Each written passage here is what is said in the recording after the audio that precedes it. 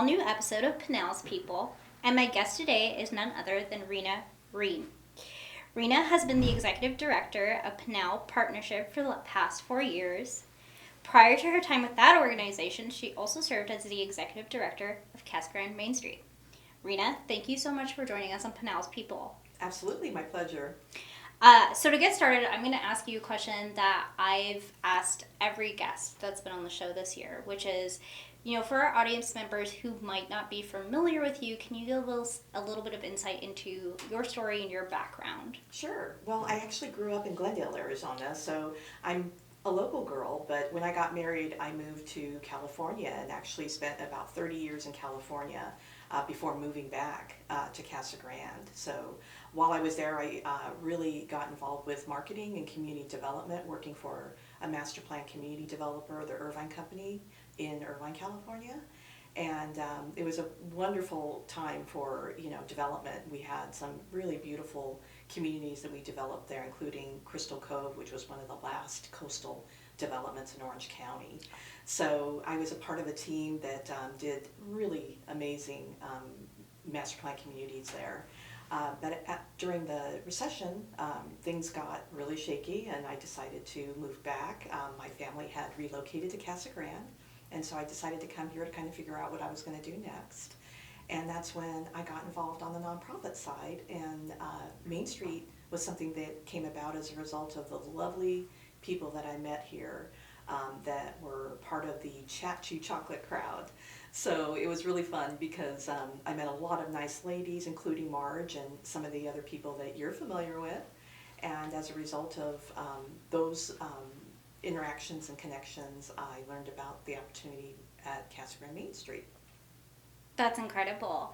And so I know, actually, let's jump into, we're going to kind of change up the order here a little bit. Let's jump into a little bit about your time with Casa Grande Main Street, because I know there were quite a few projects during your tenure with them that you accomplished. And I would love to know for you, what was the motivation or what inspired you to kind of jump onto, because historic preservation, obviously sometimes that can be a very big task to take on. So what inspired you to kind of step into that role? Well, I was actually really pleasantly surprised that my background in community development actually worked very well with the types of things that we were working on for Casa Grande Main Street. At the time I came on board, it was 2012. We were really looking to try to generate interest and reasons for people to come downtown.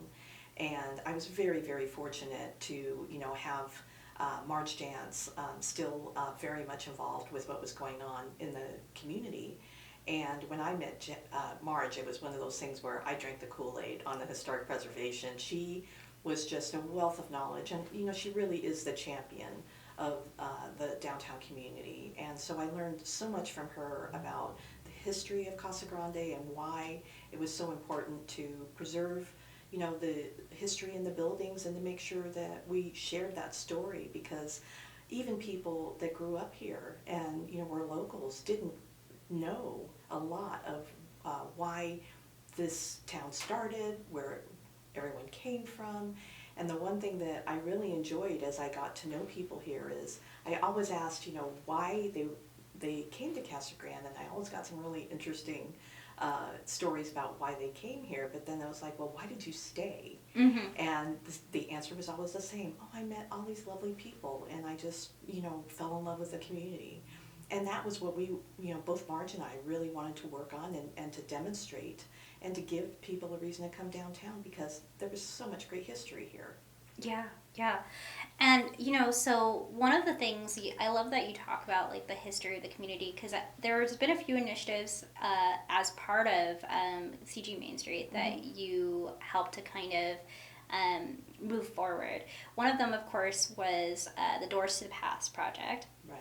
And I kind of am interested because, of course, when you think about Casa Grande Main Street and sort of some of the initiatives, and, even when we just talk in general about, like, downtown revitalization, a lot of times I think people think about sort of, like, the events and the, business initiatives and all of that kind of bring in foot traffic to the downtown area.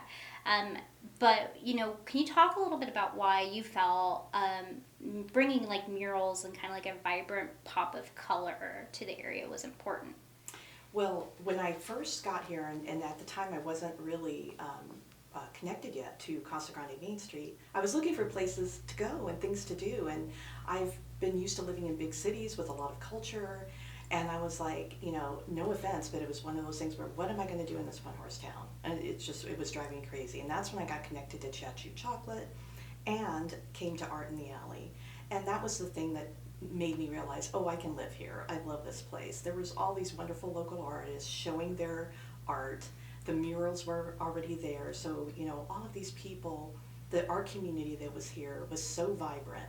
And, it's really sad to think that, some of the great artists from that time, like Mark White and Janet Sanders, who were also both artists that did the Doors to the Past, are no longer with us. But what they brought to the community in terms of the energy and the creativity to do all the murals, I mean, both of them were very involved in several of the murals we did during my time here.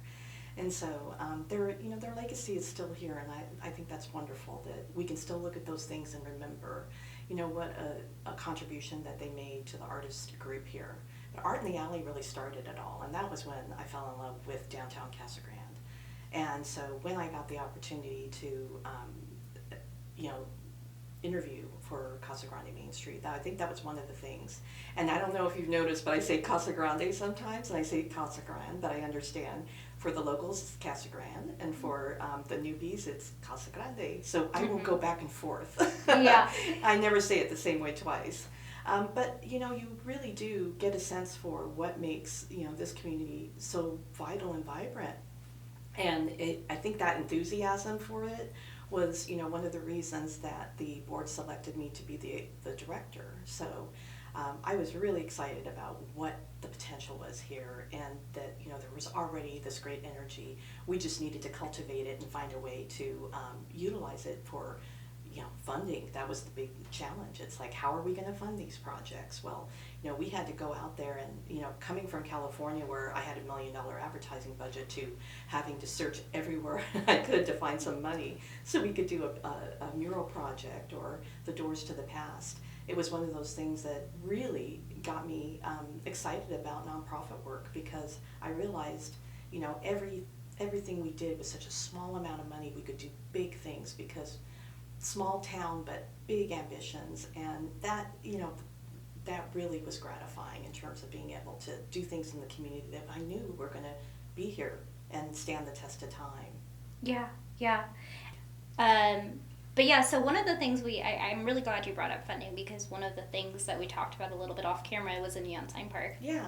And we just interviewed Marge Jantz not too long ago, and one of the things she brought up was the role you played in really helping kind of get that off the ground, especially when it came to finding the funding for it. Can you share a little bit about, what kind of went through your mind when Marge approached you with this idea for a neon sign park?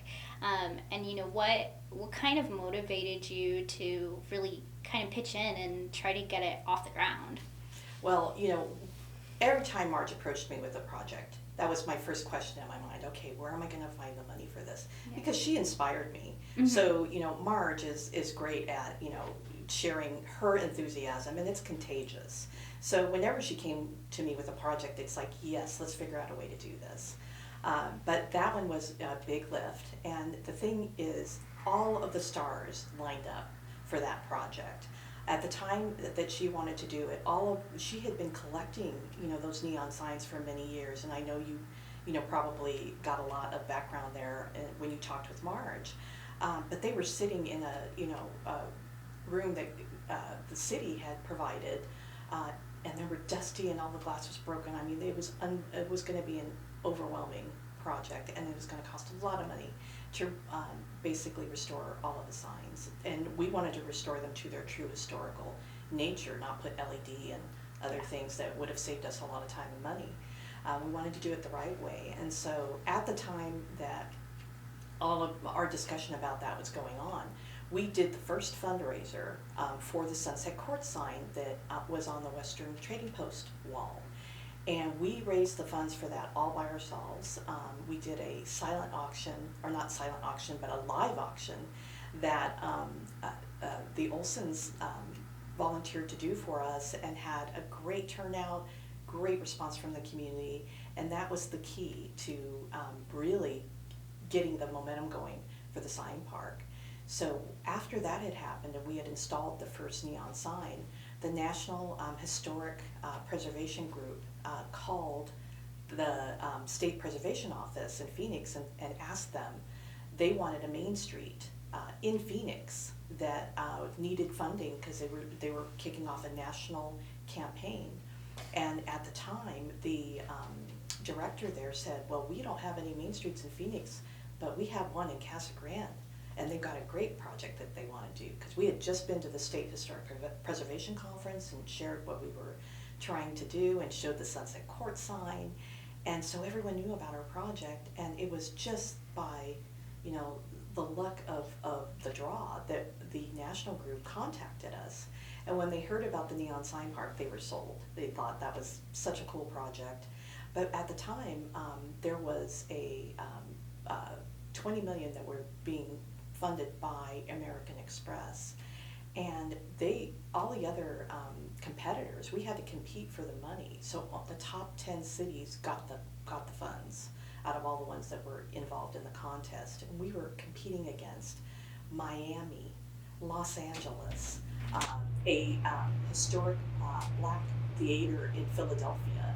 It was incredible what we were up against, and we were, no one had ever heard of Casa Grande, right? So it was only because of, again, the enthusiasm of Marge, the connections that she had in town, and our community really stepped up. They had to vote as much as 4 times a day for over a month to make our project happen. And we were number one across the country for the first several weeks of the project, until one of the other groups got a influencer, a social media influencer, on the bandwagon, and they surpassed us, but we ended up number 2 in the whole country, and we couldn't have done it without the community voting for us every single day, and the momentum that was built by all of the downtown merchants. Darlene Moberly, she got CG Chat going. It was just amazing how the community stepped up. So when we got our money, and it was $150,000, that was only about half of what we needed. And again, it was through community fundraising that we literally matched that with community participation. So no tax dollars were spent on the park. And of course, I have to give a shout out to the Kramer family, because the Kramer family provided us with the land to do it. We didn't have to go out and buy a piece of land. And it couldn't have been a more perfect location right in the center of downtown to be able to make the park happen. So it all came together. Again, Marge was the champion, but boy, had our community not stepped up, it would have never happened. Yeah. And it's interesting actually to hear you both describe it, because I think when we interviewed Marge, she also said, she didn't say that the stars aligned, but she said that the experience was magical, almost in how everything kind of just came together. Right. And she really credited you too with doing so much, of the marketing to kind of get the word out about that competition. Yeah, I was actually in Las Vegas and went on they have a neon sign museum in Las Vegas, and I went on the double-decker bus tour that was right at the end of the contest. And I got people from Australia, from all over the world signing in and voting for our project at the last minute. So yeah, we were doing nothing but talking about the Neon Sign Park for the whole time the contest was happening. But same thing with Marge. I mean, she went all over Arizona doing the same thing. So we were both really putting a lot of miles on making sure that everyone in Arizona was voting for us, and we even got an international crowd, which is really fun. Yeah, that's some real networking right there. Yeah. I'm like at the top of on top of the double-decker bus, and we're seeing all this amazing neon in Vegas. So I had a captive audience, and they were all into neon signs. So yeah, it was a perfect place to market it. Oh my gosh, that's incredible. So switching gears a little bit, because we've talked a little bit about your time with Catherine Main Street, of course, but now currently you are the executive director of Pinal Partnership, Yes. and I'd love to hear from you what motivated you to kind of take that project on, because obviously you mentioned you have a little bit of background in community development, but I'd love to hear a little bit more about what kind of inspired you to go down this path. Well, I was a big fan of Pinal Partnership for about 7 years before the executive director opportunity came up, and I was a member. And the main reason I enjoyed Pinal Partnership is I could go to the breakfast meetings once a month, and I could sit with mayors and business leaders. And at the time, I was working for Casa Grande Main Street, so of course I was like, this is a great place to solicit sponsorships for our car show, for the annual street fair. And so I met a lot of the leadership, both from the cities and towns, and from the businesses all over Pinal County, and just a really great group of people. I think one of the things that really struck me is these were very busy people, CEOs of major companies, including in Maricopa County, not just Pinal County, and yet they were here wanting to be a part of what was going on in this area. And so I was really struck by the fact that, boy, there's something here. If these very busy, powerful people are spending their time at these breakfasts to get to know each other and develop relationships that are, going to provide opportunities for economic development in our communities. And, the fact that I was in Casa Grande for so long before the executive director opportunity came up, I realized just how big of a need there was for rural communities to get their share of the pie. I mean, we were really challenged to compete with, big cities to get grant funding and that type of thing. We didn't have the capacity to compete with the larger cities who had full-time grant writers and, people that were dedicated to that type of thing. So it was nice to meet people that were already excited about what we were doing and wanted to invest in our future. That, to me, was just one of the things that made the partnership so valuable and so worth being a part of. Mm-hmm. That's incredible. And so in your time there, when you think about, because of course, even just in the last few years, Pinal County has changed so much. You were talking about 7 years ago, even before you were part of Pinal Partnership, but even just within the last 3-4 years, things have really changed for Pinal.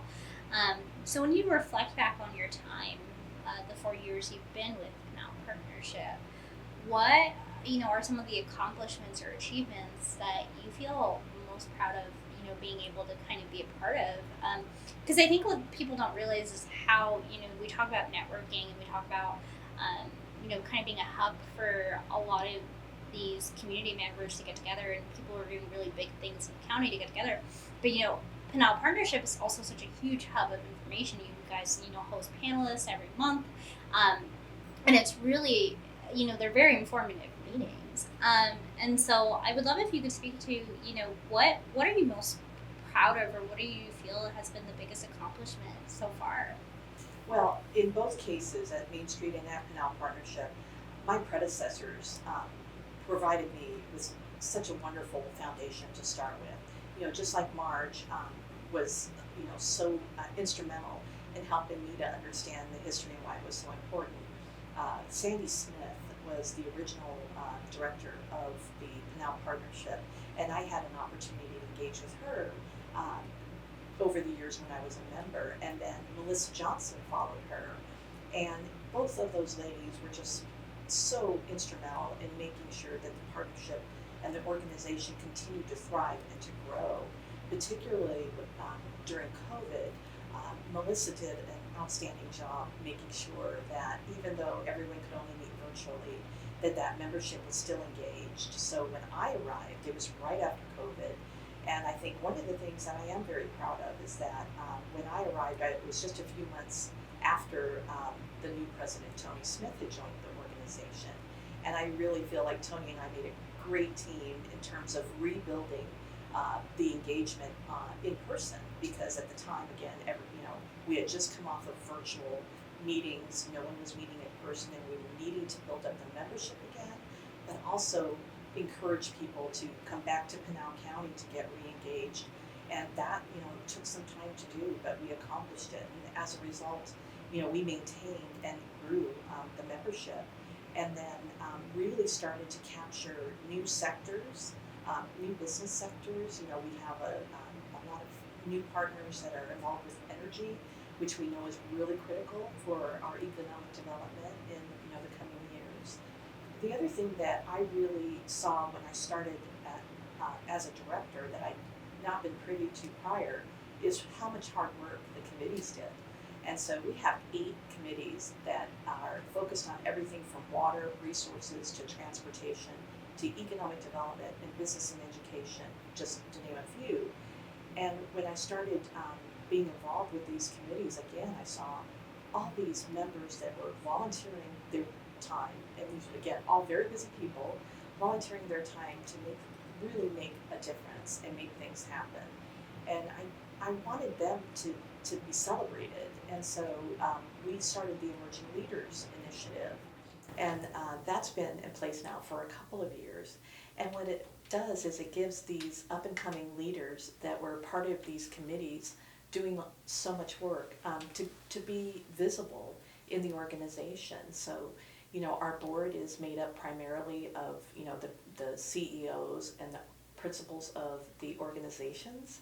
And that next group, that they had so much bench strength, and that next group down weren't really getting the recognition I thought they deserved. So we're really starting to focus on that now. And we created a steering committee of the emerging leaders that now do events. They are helping us to organize and manage our golf tournament, which is coming up in September for its 2nd year. And it's just wonderful to see them and how they engage now with the other members, and other members seek them out because they know they're part of the Emerging Leaders group. So it's really nice to see them get the recognition that they deserve. Mm-hmm. That's incredible.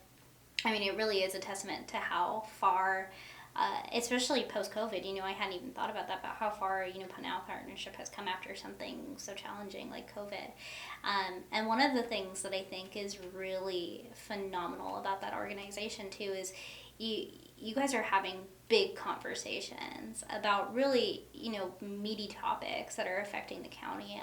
And I think it's such an interesting idea to bring a whole bunch of people from different industries, different sectors together to really see, well, how can we tackle these conversations? So yeah, it's such a testament to you guys and the work you guys are doing. And so, Rena, kind of shifting gears to one of the other things that I wanted to ask you about is, when you think about, your time, whether it's with Casa Grande Main Street or Pinal Partnership or really anything else you've done, what do you wish more people knew about Pinal County?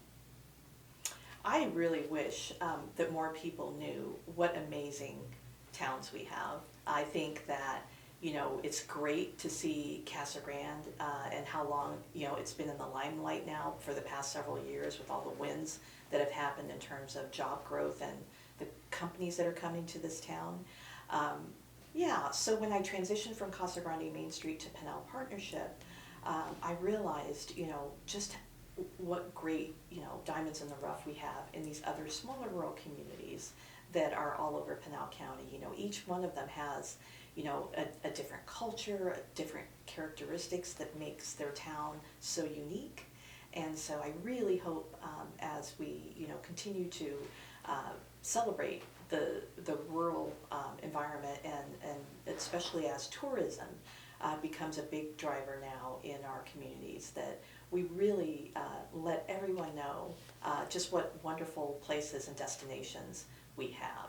So whether it's, going to Superior and, experiencing the Copper Corridor environment and how beautiful the, mountain ranges are up there, all the way down to Marana and Eloy. Each of these communities has something that's unique to their communities that they want to share with everyone. And they're so welcoming.